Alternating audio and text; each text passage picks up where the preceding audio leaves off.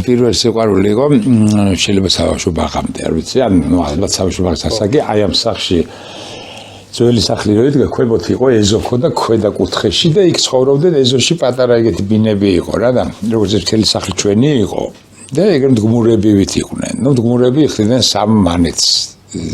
ეგეთი ოფიციალური რაღაცა იყო ადრე. ცნობას საცხოვრებელი ადგილიდან მამიდა ჩემი აძლევდა ბეჭედი ქონდა რა, ობოლაძის 7 იყო და ნუ ეგრე ცხოვრობდნენ ქვემოთ და იყვნენ ესე ქვედა მეზობლები იყვნენ სომხები და იქ იყო ინგა რომელიც მომწონდა და ქვემოთ პირველ სართულზე ცხოვრობდნენ საღრიშვილები, ქეთინო და მზია, დები სამივე ერთად მომწონდა.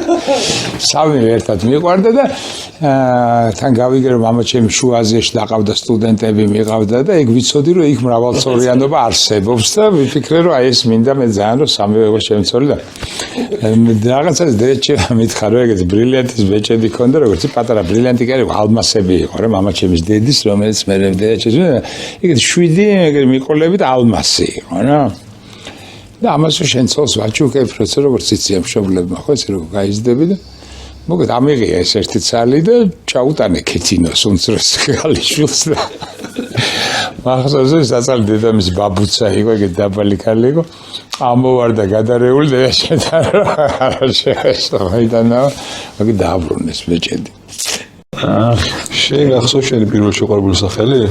არა, მე ბაღში არ დავდიოდი, მაგრამ ისე გაცა ბაღში არც ვერ დავდიოდი. ხო და პირველი არ მახსოვს. ჩემს ასე ვთქვა წყალტუბოელი გოგო იყო ფიქრია.